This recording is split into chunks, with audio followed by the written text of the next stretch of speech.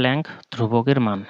এ 4.482 × 10⁻³ metre square KG per second, B 1.66 × 10⁻24 metre square KG per second, C 9.11 × 10⁻31 metre square KG per second, D 6.626 × 10⁻34 metre square KG per second.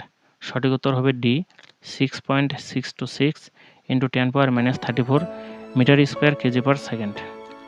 42 নম্বর, কোন মৌলের electron, proton ও neutron সংখ্যা সমান? A phosphorus, B sodium, C fluorine এবং D oxygen. আমরা জানি ফসফরাসের পারমাণবিক ভর হলো 31 এবং পারমাণবিক সংখ্যা হলো 15। ফ্লোরিনের পারমাণবিক ভর হলো 19 এবং পারমাণবিক সংখ্যা হলো 9। সোডিয়ামের পারমাণবিক ভর হলো 23 এবং পারমাণবিক সংখ্যা হলো 11। অক্সিজেনের পারমাণবিক ভর হলো 16 এবং পারমাণবিক সংখ্যা হলো 8। আমরা জানি কোনো মৌলের পারমাণবিক সংখ্যা যত, তার প্রোটন সংখ্যাও তত। তো আমরা এখানে প্রোটন সংখ্যা লিখতে পারি 15। আবার রাদারফোর্ডের মডেল অনুযায়ী কোনো পরমাণুতে প্রোটন সংখ্যা যতটি, ইলেকট্রন সংখ্যাও ততটি, অর্থাৎ প্রোটন ও ইলেকট্রন সংখ্যা একটা পরমাণুতে সমানভাবে থাকে। তো আমরা বলতে পারি প্রোটন সংখ্যাও 15টি। একইভাবে ফ্লোরিনের ক্ষেত্রেও প্রোটন সংখ্যা 9 এবং ইলেকট্রন সংখ্যা 9। সোডিয়ামের ক্ষেত্রেও প্রোটন সংখ্যা 11 এবং ইলেকট্রন সংখ্যা 11। অক্সিজেনের ক্ষেত্রেও প্রোটন সংখ্যা 8 এবং ইলেকট্রন সংখ্যা 8। এবার আমরা নিউট্রন সংখ্যা বের করব। ভর সংখ্যা থেকে প্রোটন সংখ্যা বাদ দিলেই নিউট্রন সংখ্যা পাওয়া যাবে। 31 থেকে 15 বাদ দিলে থাকবে 16। তো ফসফরাসের নিউট্রন সংখ্যা হলো 16। অপরদিকে ফ্লোরিনের নিউট্রন সংখ্যা হলো 10। 19 থেকে 9 বাদ দিলে থাকবে 10। সোডিয়ামের ক্ষেত্রে নিউট্রন সংখ্যা 23 থেকে 11 বাদ থাকবে 12 এবং অক্সিজেনের ক্ষেত্রে 16 থেকে 8 বাদ থাকবে 8। আমরা দেখতে পাচ্ছি একমাত্র অক্সিজেনের ক্ষেত্রে প্রোটন, ইলেকট্রন এবং নিউট্রন সংখ্যা সমান এসেছে। এটা নিউট্রন সংখ্যা। তো একমাত্র অক্সিজেন যার প্রোটন সংখ্যা 8টি, ইলেকট্রন সংখ্যা 8টি এবং নিউট্রন সংখ্যাও 8টি, অর্থাৎ ইলেকট্রন, প্রোটন ও নিউট্রন সংখ্যা সমান। সঠিক উত্তর হবে ডি অক্সিজেন। 43 নম্বর, কপারের N কক্ষপথে কতটি ইলেকট্রন আছে? আমরা জানি কপারের পারমাণবিক সংখ্যা হলো 29। ইলেকট্রন বিন্যাসের নিয়ম অনুযায়ী প্রথম স্তরে ইলেকট্রন প্রবেশ করবে 2টি, দ্বিতীয় স্তরে ইলেকট্রন প্রবেশ করবে 8টি, তৃতীয় স্তরে প্রথমে 8টি এবং চতুর্থ স্তরে 2টি। এরপরে অতিরিক্ত ইলেকট্রনগুলো আবার তৃতীয় স্তরে এসে যোগ হবে। এ পর্যন্ত মোট ইলেকট্রন হয়েছে 20টি। আর কপারের ক্ষেত্রে মোট ইলেকট্রন রয়েছে 29টি। তো এখানে 9টি ইলেকট্রন তৃতীয় স্তরে এসে যোগ হবে। তো আমরা জানি কপারের ইলেকট্রন বিন্যাস হলো ব্যতিক্রমধর্মী ইলেকট্রন বিন্যাস। তো এখানে 9টি ইলেকট্রন না আসে, 10টি ইলেকট্রন হবে এবং চতুর্থ স্তরে একটা ইলেকট্রন কমে যাবে। তো আমরা বলতে পারি তৃতীয় স্তরে মোট ইলেকট্রন থাকবে 18টি এবং চতুর্থ স্তরে ইলেকট্রন থাকবে 1টি। প্রথম স্তরের নাম কে সেল, দ্বিতীয় স্তরের নাম এল সেল, তৃতীয় স্তরের নাম এম সেল এবং চতুর্থ স্তরের নাম এন সেল। প্রশ্নে বলেছে কপারের N কক্ষপথে কতটি ইলেকট্রন আছে? তো সঠিক উত্তর হবে কপারের N কক্ষপথে 1টি ইলেকট্রন আছে। 44 নম্বর, N এর মান 3 এবং L এর মান 2 হলে কোনটি সম্ভব? আমরা জানি N এর মান 3 হলে L এর মানগুলো হবে 0, 1, 2। 0 এর জন্য অরবিটালটির নাম হলো s অরবিটাল, 1 এর জন্য নামটি হবে p অরবিটাল এবং 2 এর জন্য নামটা হবে d অরবিটাল। তা N এর মান 3 এবং L এর মান হলো 2। L এর মান 2 এর জন্য অরবিটালটি হবে d অরবিটাল। যেহেতু তৃতীয় শক্তি স্তর, এজন্য অরবিটালটির নাম হবে 3d। সঠিক উত্তর হলো এ 3d। 45 নম্বর, হাইড্রোজেনের কয়টি আইসোটোপ ল্যাবরেটরিতে প্রস্তুত করা হয়? এ 3টি, বি 4টি, সি 5টি এবং ডি 7টি। সঠিক উত্তর হবে বি 4টি। হাইড্রোজেনের 7টি আইসোটোপের মধ্যে 3টি প্রকৃতিতে পাওয়া যায় এবং 4টি পরীক্ষাগারে প্রস্তুত করা হয়। সঠিক উত্তর হবে বি। 46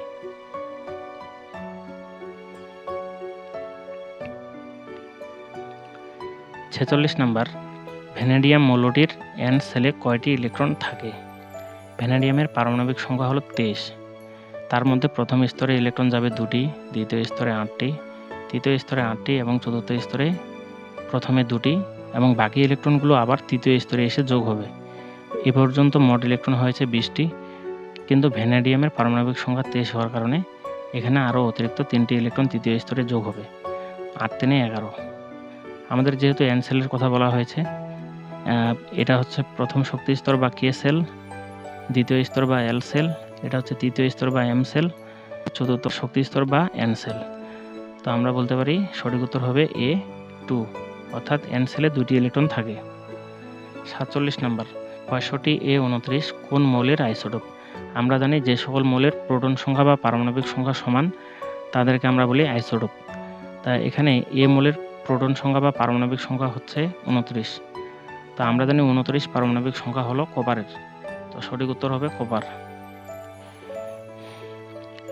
48 নম্বর, টিনের প্রতীক কোনটি?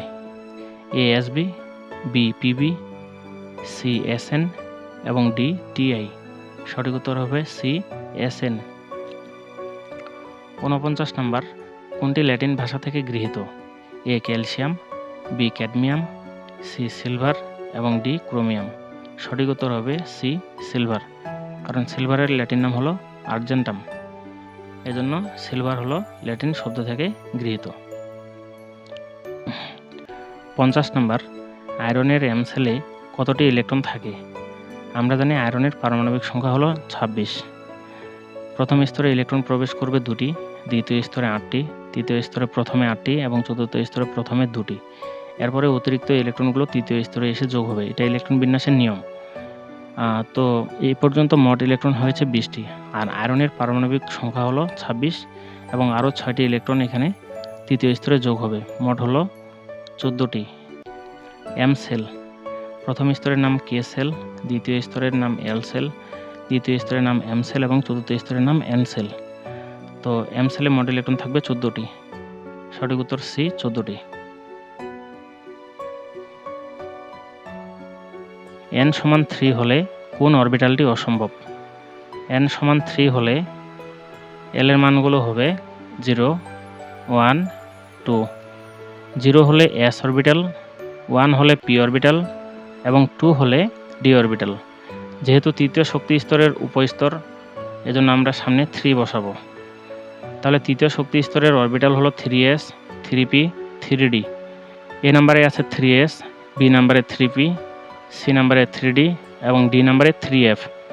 আমরা দেখতে পাচ্ছি 3f অরবিটাল এই তৃতীয় স্তরে থাকবে না, এজন্য সঠিক উত্তর হবে d, মানে এটা অসম্ভব। 3f অরবিটাল তৃতীয় শক্তি স্তরের জন্য অসম্ভব। 52 নাম্বার, হাইড্রোজেনের আইসোটোপ কতটি? A 1টি, B 3টি, C 4টি এবং D 7টি। সঠিক উত্তর হবে D 7টি। 7টি আইসোটোপের মধ্যে 3টি প্রকৃতিতে এবং 4টি পরীক্ষাগারে প্রস্তুত করা হয়। 53 নাম্বার, এই সংকেতটিতে 1 ভর সংখ্যা 56, 2 ইলেকট্রন সংখ্যা 26 এবং 3 নিউট্রন সংখ্যা 30। তো সংকেতটিতে আমরা এখানে দেখতে পাচ্ছি এটা হলো ভর সংখ্যা 56, এটা ঠিক আছে। আর ইলেকট্রন সংখ্যা 26, আমরা দেখতে পাচ্ছি আয়রনের পারমাণবিক সংখ্যা হলো 26। আমরা জানি পারমাণবিক সংখ্যা যত তার প্রোটন সংখ্যাও তত, একটি পরমাণুতে প্রোটন সংখ্যা যত তার ইলেকট্রন সংখ্যাও তত, কিন্তু এখানে আয়রনের 2+ আছে। 2+ মানে সে 2টি ইলেকট্রন ত্যাগ করেছে, 2টা ইলেকট্রন ত্যাগ করলে মোট ইলেকট্রন থাকবে 24টা। তো ইলেকট্রন সংখ্যা 26 হবে না, কয়টা হবে? 24টি, তার মানে 2 নম্বরটা ভুল। নিউট্রন সংখ্যা হবে 30। তো নিউট্রন সংখ্যা বের করার নিয়ম হলো ভর সংখ্যা থেকে পারমাণবিক সংখ্যা বা প্রোটন সংখ্যা বিয়োগ করব, তাই নিউট্রন সংখ্যা 30, 3 নম্বরটা সঠিক। নিচের কোনটি সঠিক? বি নাম্বার 1 এবং 3। 54, অ্যান্টিমনি মৌলটির প্রতীক কোনটি?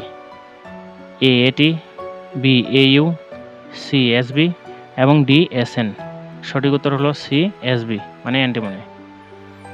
55 নাম্বার, নিচের কোন অরবিটালে ইলেকট্রন আগে প্রবেশ করবে? কোন অরবিটালে ইলেকট্রন আগে প্রবেশ করবে তা আমরা n+l সূত্রের মাধ্যমে নির্ণয় করতে পারবো। আমরা জানি s অরবিটালের জন্য l এর মান হবে 0, p অরবিটালের জন্য l এর মান 1, d এর জন্য l এর মান 2 এবং F এর জন্য L এর মান 3। এখন এখানে যে সংখ্যাগুলো আছে সেগুলো হলো n এর মান। A অরবিটালে n এর মান 3 এবং d অরবিটালের জন্য L এর মানটা হলো 2। তো ফলাফল হলো 5। 4s এর ক্ষেত্রে n এর মান 4 এবং s অরবিটালের জন্য L এর মানটা হবে 0। ফলাফল হলো 4। 4p এর ক্ষেত্রে n এর মান 4 এবং p এর জন্য L এর মান 1। তো ফলাফল হলো 5। 3p এর ক্ষেত্রে n এর মান 3 এবং p এর জন্য L এর মান হলো 1। ফলাফল হলো 4।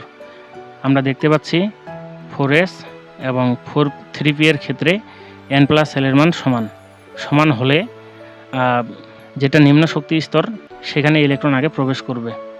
তাই এখানে 4s অর্থাৎ এটা কিন্তু চতুর্থ শক্তি স্তরের অরবিটাল, আর এটা হচ্ছে 3p অর্থাৎ তৃতীয় শক্তি স্তরের অরবিটাল। যেহেতু তৃতীয় শক্তি স্তর নিম্ন শক্তি স্তর, এজন্য 3p-তে ইলেকট্রন আগে প্রবেশ করবে। সঠিক উত্তর হবে ডি, 3p। 56 নাম্বার, পটাশিয়ামের m শক্তি স্তরে কতটি ইলেকট্রন থাকে? আমরা জানি পটাশিয়ামের পারমাণবিক সংখ্যা হলো 19। এই 19টি ইলেকট্রনের মধ্যে প্রথম স্তরে ইলেকট্রন যাবে 2টি, দ্বিতীয় স্তরে 8টি, তৃতীয় স্তরে 18টি ইলেকট্রন ধরা সত্ত্বেও প্রথমে ইলেকট্রন যাবে 8টি এবং চতুর্থ স্তরে ইলেকট্রন আর থাকতেছে 1টি। কিন্তু এখানে 2টি গিয়ে পরবর্তীতে ইলেকট্রনগুলো আবার তৃতীয় স্তরে এসে যোগ হয় যতক্ষণ পর্যন্ত 18টা না হয়। এটা ছিল ইলেকট্রন বিন্যাসের নিয়ম। তো যেহেতু এখানে 19টা ইলেকট্রন আছে, এখান থেকে 18টি এবং চতুর্থ স্তরে গেল 1টি। তো পটাশিয়ামের m শক্তি স্তরের কথা বলা আছে। m শক্তি স্তরে মোট ইলেকট্রন থাকবে 8টি। প্রথম স্তরের নাম k সেল, দ্বিতীয় স্তরের নাম l সেল, তৃতীয় স্তরের নাম m সেল এবং চতুর্থ স্তরের নাম n সেল। তো m সেলে মোট ইলেকট্রন থাকবে 8টি। তো সঠিক উত্তর হবে বি, 8। 57 নাম্বার, মার্কারি এর ল্যাটিন নাম কি? A kalium, B ferrum, C plumbum এবং ডি হাইড্রেট জিরাম। সঠিক উত্তর হলো ডি, হাইড্রেট জিরাম।